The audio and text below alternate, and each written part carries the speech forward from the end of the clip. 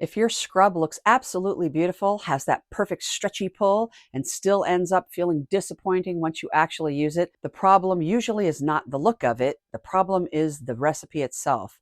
A lot of makers are judging these scrubs by the visual payoff alone, and that's where things start going wrong, because a scrub can be pretty, glossy, stretchy, and still be too wet, too tacky, could be too hard, not stable enough, or built on a base that was never structured properly to begin with. So in this video, I want to break that down. We're going to talk about why pretty isn't performance, why the base matters just as much as the final stretch, and how to build a foaming sugar scrub that not only looks good in the jar, but actually performs like a properly formulated product.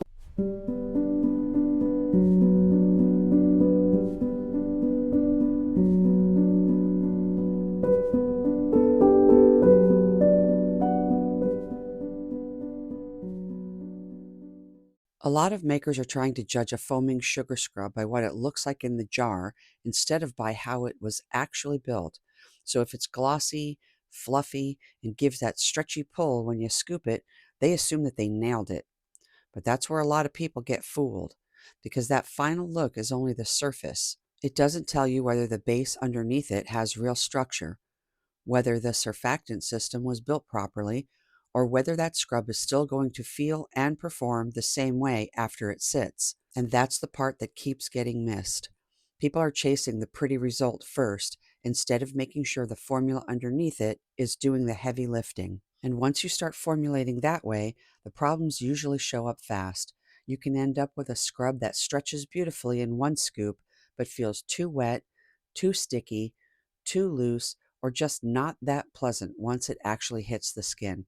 Sometimes the base was never structured well enough, so the scrub looks great at first and then changes after 24 hours.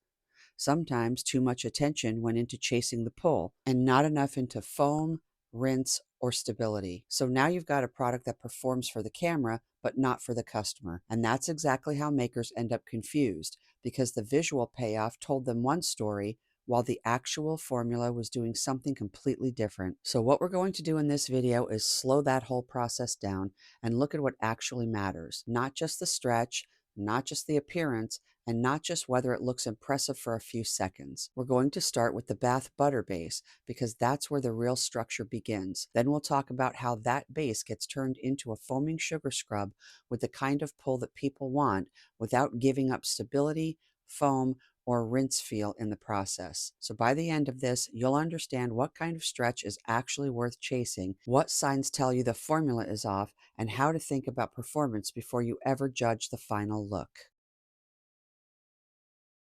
Now that we've talked about why a pretty scrub can still be built badly, let's move into the part that actually fixes that problem, because this is where formulation has to do more than just look impressive. We need a bath butter base with real structure first, and then we need to turn that base into a sugar scrub in a way that gives us the stretch and payoff that people want without making that whole thing look wet, tacky, or unstable. So I'm going to show you exactly how I built both parts of the system, and more importantly, why each part is there.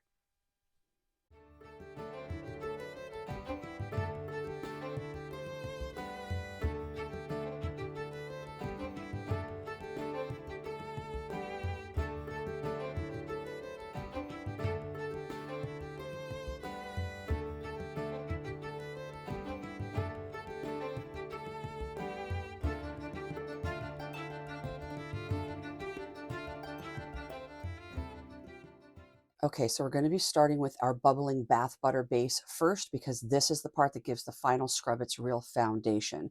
So into phase A, I'm going to be combining my water, tetrasodium EDTA, and my glycerin, and I'm heating that phase until the EDTA is fully dissolved. So the water, the distilled water, is our diluent. Okay, and we're going to be putting in the EDTA, and that is there to support the formula by handling metal ions. So let's get that in there. And then we're going to be putting in the glycerin, and this is helping as a humectant and a wetting aid. So this phase needs to be fully uniform before we move on.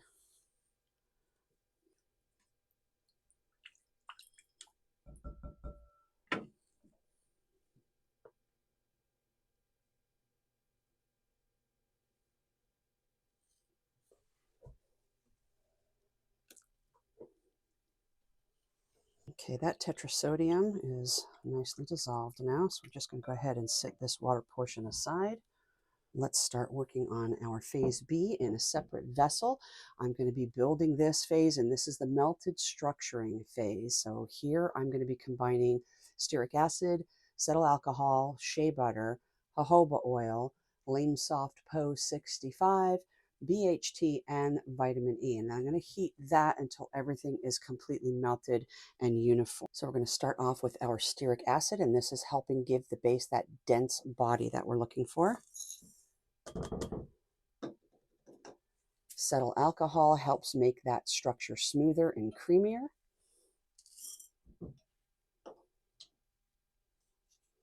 Shea butter is going to add richness and supports the body.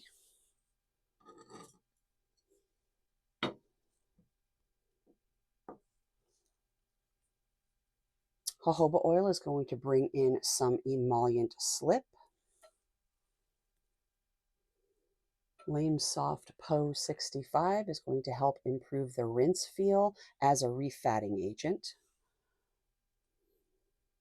BHT along with our vitamin E are going to be supporting the lipid phase as our antioxidants.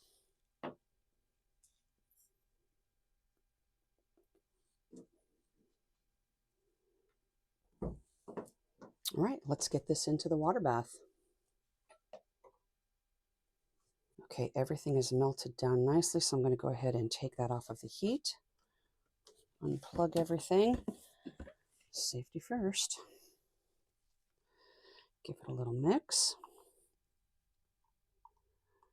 So once your structuring phase is completely melted, I'm going to start adding this to the SCI. And this part matters because I'm not just going to dump everything all together and hope for the best. I'm going to be adding this hot melted phase into the SCI so that it can start getting wetted. I'm going to put on my mask because there will be some of those powders wafting up. All right, let's start gently adding the heated phase into our SCI powder, which, by the way, has been sifted. A little bit at a time, then you mix.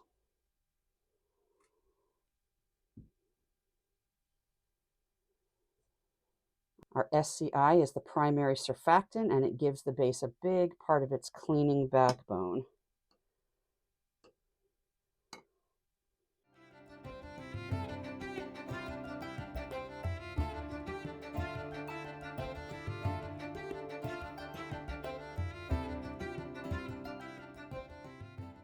Okay, once I see that there aren't any free-flowing powders left from that SCI, everything's been wetted fairly well, that's when I'm going to start adding the cocamidal propylbutane gradually.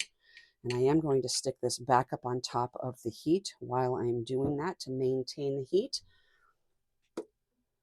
So I turned everything back on. This part is important because here the Cap B is not just another surfactant. It's also helping plasticize the mass and turn that softened SCI and structuring phase into a smooth surfactant butter. So I am going to be keeping the heat on and just adding it gradually, mixing and scraping as I go, and working until I don't have visible dry pockets left and the batch looks smooth and cohesive. I'll tell you what I am going to do though. I'm going to take out this this rack because that's going to cause me a problem. Hold please. All right, let's start adding that Cap B a little bit at a time.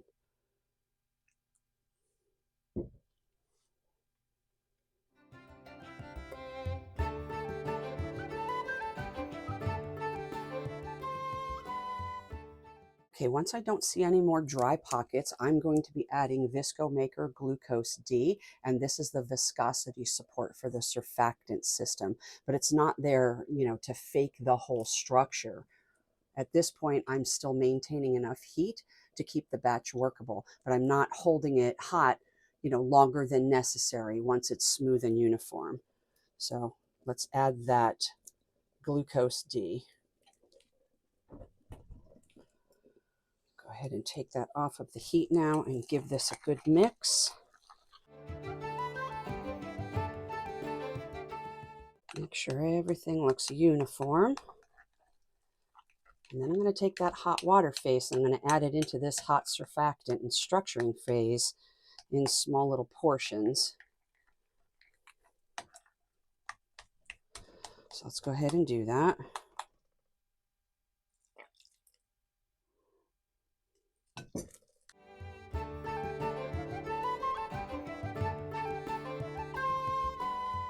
You can see the base is really starting to come together. I want the batch smooth, glossy, and homogeneous, but I don't want to whip a whole bunch of air into it while it's still hot, because hot aeration can make a product look fuller than it really is. So I'm going to get in here with my hand mixer in just a second.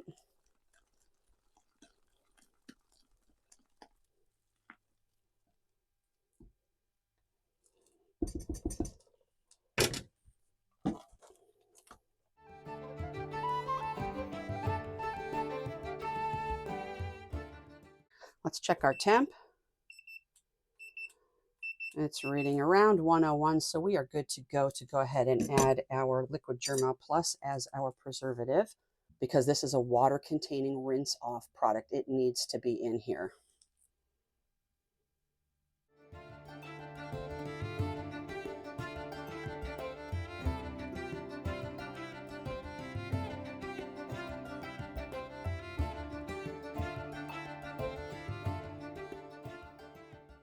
Alrighty then, I have reached the texture that I am looking for. I'm mashing this down. I'm looking to see and make sure that the butter is completely melted, the stearic, the settle, everything is completely melted. I don't have any big chunks anywhere.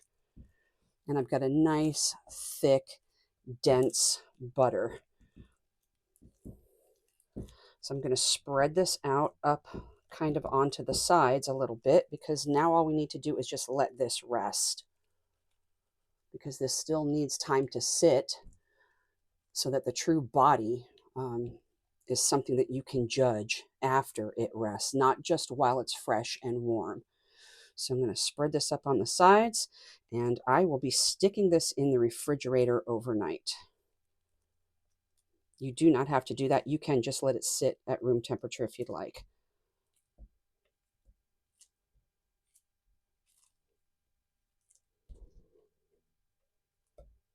Okay, I'll bring it back when it's time to turn this into a scrub.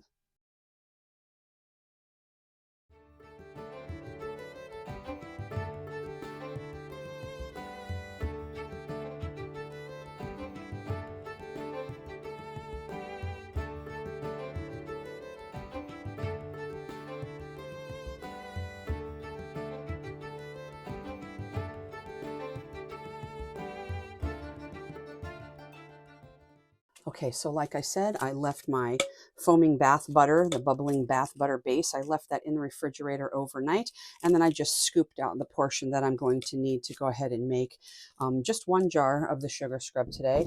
Again, I don't sell products anymore. I officially retired over a year ago and couldn't be happier, but I still love making products. Anyways, that's beside the point. Now that that bath butter base is done, we can turn this into a foaming sugar scrub. And for that scrub, I'm starting off with the bath butter base in my main vessel. And then I'm going to be adding fractionated coconut oil, meadow foam seed oil, Kokomato propylbutane, lame soft PO. Okay, I'm going to be mixing all of that until it's fully uniform first. The bath butter base is the main cleansing and structure chassis. Let me tell you how creamy this is too, you guys. I could not be more pleased with how creamy this is. It is soft and creamy, let me tell you. It's beautiful. So in this vessel here, I've went ahead and combined my fractionated coconut oil as well as my meadow foam seed oil, because I want to go ahead and put my mica colorant into my oils and mix that up first before adding it. So we're going to go ahead and do that now. Hold please, I forgot a teeny little whisk. Just one moment, please. All right, so like I said, we're going to go ahead and put the mica right into the oils. Let's do it over here in case I make a mess. Wow, no mess today. All right, let's give that a little mix into the oils. You do not have to color your scrubs. I'm doing it a nice little rosy red here because my fragrance is going to be watermelon, which just so happens to be Tree Hut's most popular fragrance in their scrubs. Not that this is a Tree Hut dupe. It definitely is not. And I'm using an ingredient today that I've never used before. It was actually a suggestion from one of my Patreon members. And I thought, oh, that's interesting. And when I get to that ingredient, you'll think that too. I'm like, what? All right. I'm all about a challenge. All right. That's mixed in there pretty good. So, gosh, I'm not prepared today. Hold, please. I need one of these. All right, let's go ahead and get this colorant with those two oils, the fractionated coconut oil and the metafoam seed oil, mixed in with our raspberry colorant. Let's just get that into the mix. All right, let's give this a little bit of a mix.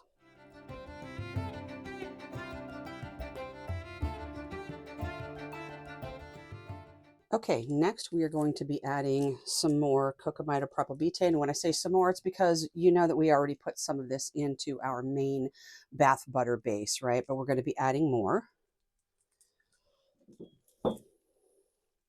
Two separate formulas, you guys. One for the bubbling bath butter and one for the sugar scrub. All right after that, we're going to be adding some Lame Soft Poe 65. I've already talked about that. We're going to give that a little bit of a mix. So just to recap, that fractionated coconut oil is going to add lightweight slip. The metafoam seed oil is going to help with the feel. And then that extra cap B helps with softness. The Lame Soft is going to help the rinse off feel nicer. Just mashing this down. I am going to get in here in a little bit with my whisk attachment here, and we're going to whip it up.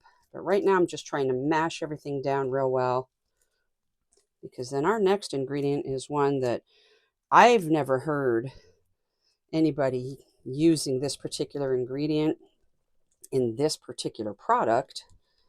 But like I said, one of my Patreon members requested this. I thought, okay, let's give it a whirl. And that ingredient is the ice hair gel. I know. I don't know. It sounds weird to me too, but you know, you use this in hair products, but they specifically requested I try to make a scrub out of this. So here we go. So once everything is uniform, we are going to be adding the ice hair gel. You can get this at Making Cosmetics. I didn't even have any. I had to go and get it. So this goes in before adding your fragrance and before the sugar. I'm going to mix this until it's fully dispersed with no streaks left behind.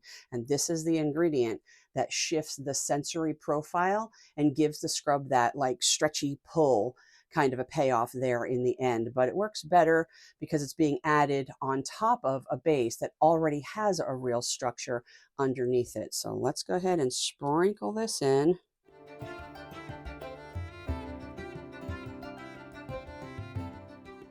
Experimenting is fun, you guys. All right, let's mix this in.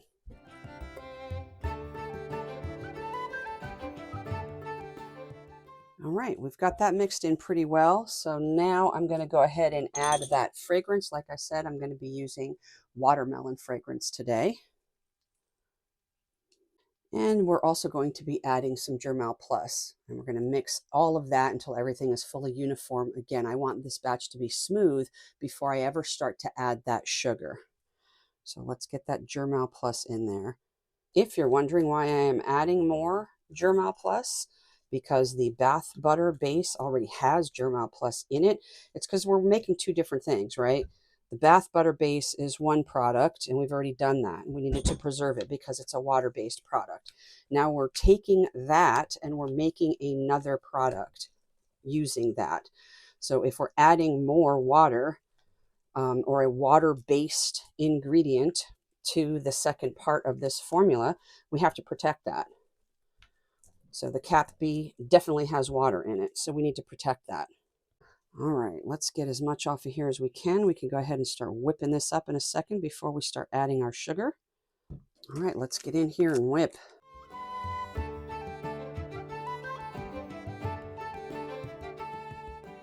All right, we're going to go ahead and start adding our cane sugar. This is going to go in gradually in multiple additions. I'm not just going to throw it all in at once. I'm adding it in stages and mixing really well in between each addition so that the scrub stays even and the sugar stays properly suspended. And this is where the final body of the scrub comes together. So just add a little bit at a time.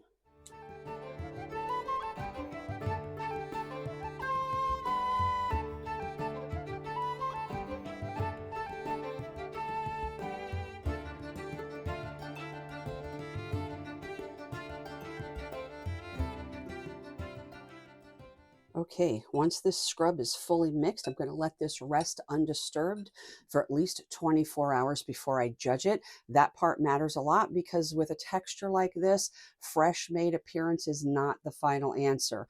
After it rests, that's when I check the viscosity of it, the texture of it, the pull, the body, the slump, any resistance, and also the rinse feel. Right now, I'll show you what this is looking like. So, you see those TikTok videos where everybody is sticking their hands down inside of the scrub jar and pulling out, and they've got like this stretchy, stringy, elasticy kind of a pull to it. And that's all well and good if that's what you're looking for. Lots of people are looking for that, but you have to build the structure first, right? It has to start with the base because right now I'm getting a really, really nice, beautiful, stretchy, elastic pull.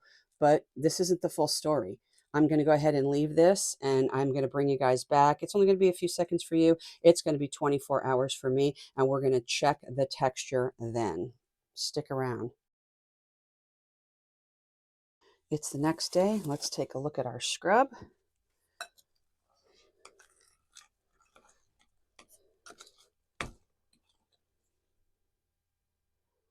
There's that stretchy pull that everybody is looking for. You can see the cohesion along with that stretch.